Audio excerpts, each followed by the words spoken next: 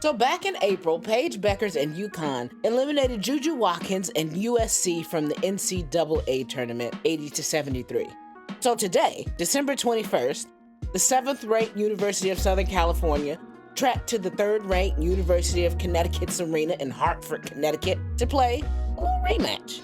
And everyone just wanted to know, could JuJu get her lick back? Now, in the first quarter, it looked like she would because USC jumped out to an early lead thanks to Sister Bun having her way on both sides of the basketball, and it was truly a delight to see. I mean, she was doing whatever she wanted to do. And Kiki Iriafen had her back, rebounding and scoring. She had just got to USC, but Kiki said, "They don't mind hearing the beef." From the jump, Paige and JuJu were guarding each other. They were going bar for bar. It was shaping up to be everything you wanted in a classic matchup. But even though USC led 24-15 at the end of the first, JuJu was in some foul trouble with 2 of them things. Then we get to the second quarter, which was way more physical. I mean, the refs was letting them do whatever they wanted to do. They were suplexing each other, whatever. And UConn started to look more like a basketball team. They were starting to gain some momentum. And I mean, look at Sarah Strong. That's a freshman. But every time it felt like UConn was able to get going, here come JuJu and Kiki and Rhea Marshall and whoever else had on a McDonald's colored jersey to take the momentum away. After what was eventually some back and forth, we were heading to halftime with USC up 42-29. That's a 13-point lead. And at this point, I'm really kind of standing because I'm thinking Judea done traveled to a whole different coast, from the left one to the right one, from the west one to the east one, to get it back in blood. But okay, I know I need to chill because we got a whole nother half to go, whatever. So boom, the third quarter starts. And honestly, it just looks like more of the same. JuJu was doing whatever she wanted again, and USC is looking just as dominant, if not more so dominant than they were in the first. Halfway through, the lead ballooned up to all the way to 18 points.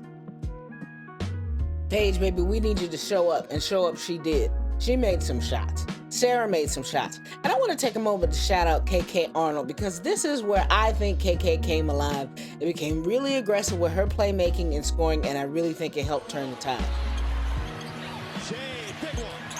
See them be much more fluid in a full court press. Under pressure, starting to heat up. And next thing you know, the lead was only 9 points, and the crowd was getting into it. UConn was without a doubt putting pressure on USC. How were they going to respond? Oh, the drive from Arnold. Bang! Hot take alert! Hot take alert! Bang! Sometimes, when I see Sarah Strong play, she looks like the best player on UConn's team. She makes shots everywhere. She defends, and I'm not even sure she's shown us her whole bag. That sister is a freshman, and without her, and KK, I don't think UConn gets it down to 6 going into the 4th year. Oh, and something else to note. Aside from JuJu's foul trouble, Sister now has tweaked something with like a minute left in the quarter. So JuJu has been absolutely dominant, but now she's got like 3 fouls and an ouchie wouchie heading into the 4th, only up 6 while UConn has all the momentum.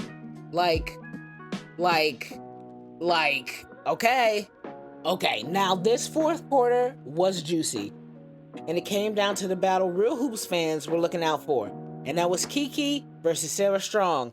And like I said, man, Sarah, she just looks amazing. Like, even as a freshman, she was going up against Kiki and holding her own, and because of that, UConn now had a response to everything USC did. Didn't matter, they had an answer.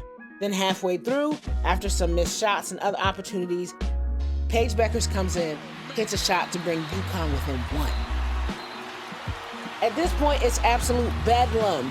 UConn has climbed from damn near 20 down. Paige Bueckers is here. She's yelling. Look at her. The crowd is loud. Listen to them. And the game is looking right for UConn's taking. Okay, so real quick, UConn takes a timeout. And after the timeout, who is it? Sarah Strong. She gives UConn their first lead of the night with 4.5 minutes left in the 4th. So JuJu comes right back with an and 1 to immediately retake the lead. Mind you, that's her first shot in the 4th. That's her first bucket. She's been quiet since the injury or whatever we're calling it. But then, here's my issue with Paige Bueckers, okay? And I'm saying this with love.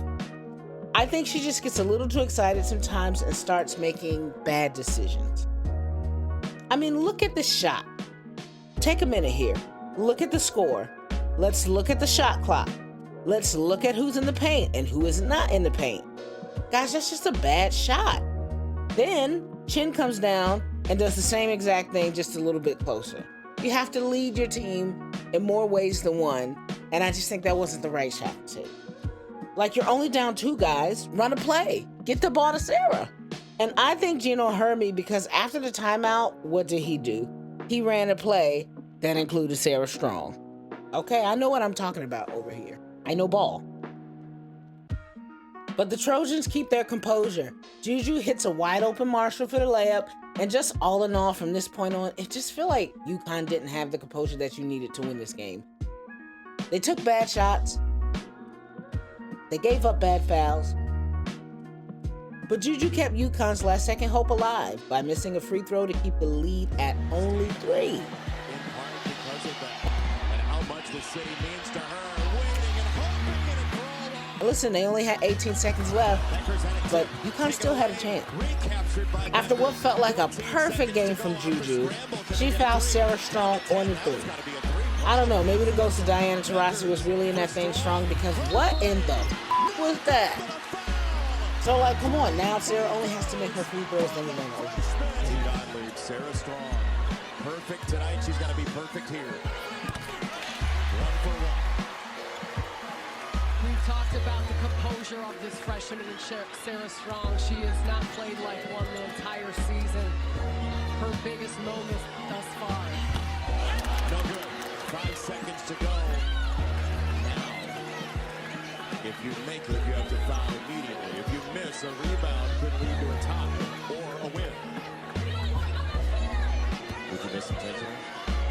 5 seconds. This one. But she missed the second and then did the miss on the third and the tip on purpose. And honestly, it almost worked. I just think Sarah didn't realize how much time she had.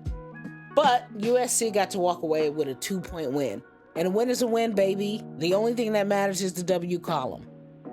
That game was a thrilling rematch and an instant classic. It was so good, I couldn't even tweet about it for real. My eyes were glued to the screen. JuJu was amazing. Paige was amazing. It was phenomenal hoops, man.